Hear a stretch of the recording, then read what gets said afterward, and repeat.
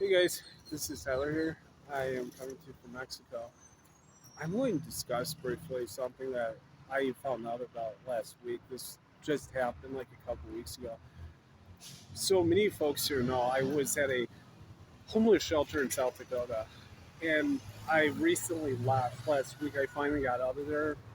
I have a place that I rented up there, and right now I'm in Mexico. But there was a man at the place that was down the street where I was staying at who was actually killed. No lie. This just happened about 2 weeks ago, I believe.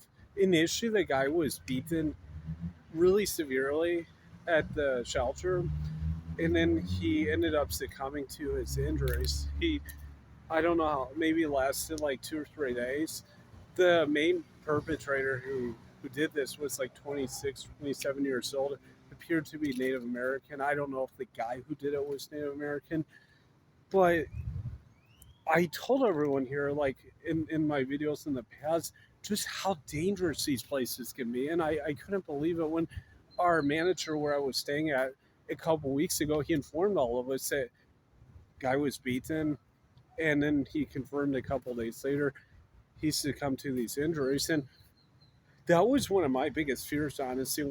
And I recall when I first was looking at potential shelters to stay at, that place was actually the place I was going to stay at. And I remember walking towards the entrance of this facility, and there were two guys. They were kind of outside these smoking areas and areas you could lounge around. They were screaming at me.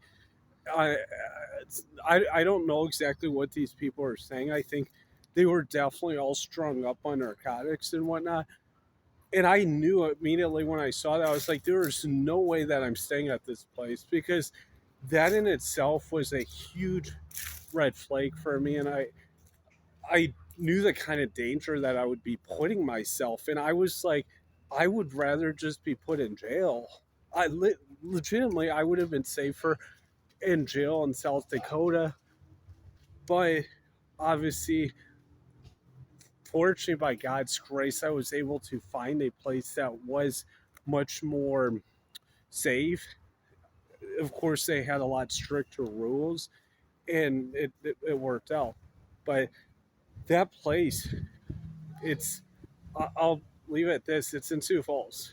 It wouldn't take a lot of research to find it out, and this is a problem when you have a lot of recently released convicted felons from jail and prison. They end up in those kind of places. You could be a guy with no criminal background, no criminal record, and stuck with those animals. If anyone's ever seen the movie Runaway Train with John Boy, that's kind of the ideal that I was thinking of. And then you add on all the other issues when you go into those places. The fact that you can't bring your own food and beverages, you have to get a new bed every single day. Illnesses are absolutely off the charts. There's so much illness and sickness. Even the place that I was staying at, there was so much illness in that place.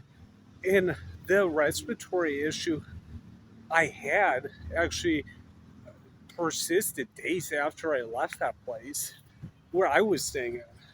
And so going back though, is that anyone who's ever seen that movie Runaway Train with John Boyd, that's kind of that's what I think of when I think of one of these places. But this this may not be the first time that's happened. There's most certainly a lot of people that get their asses beaten in these places. So, they, and when I went in there, I was like in there for like 20 minutes. This was right after or right before Thanksgiving. I was like, there's no way I'm staying in this place. I legitimately would rather just gone to jail. I would have felt safer there, and then I ended up finding a different place. But this is what's crazy about it. Because in most cities you only have so many shelters, and how shelters typically work is that once you leave, you cannot come back for 30 days. So, like, there's guys that end up at that place. because they left a place for whatever reason and they don't have anywhere else to go. And trust me, when it's like minus 10, minus 20 degrees Fahrenheit, bitter cold in South Dakota, you're going to need to be indoors. It's a real health hazard, or it can be if you're not. You could be stuck going to one of those places. And that this is why like people look at the homeless situation and why a lot of homeless people often end up in these southern states in the US, because when you're facing the cold elements or potentially being arrested living in forests or in parks, the latter often is seems to be a better option. And so that's just the issues that come about here. But yeah, horrible.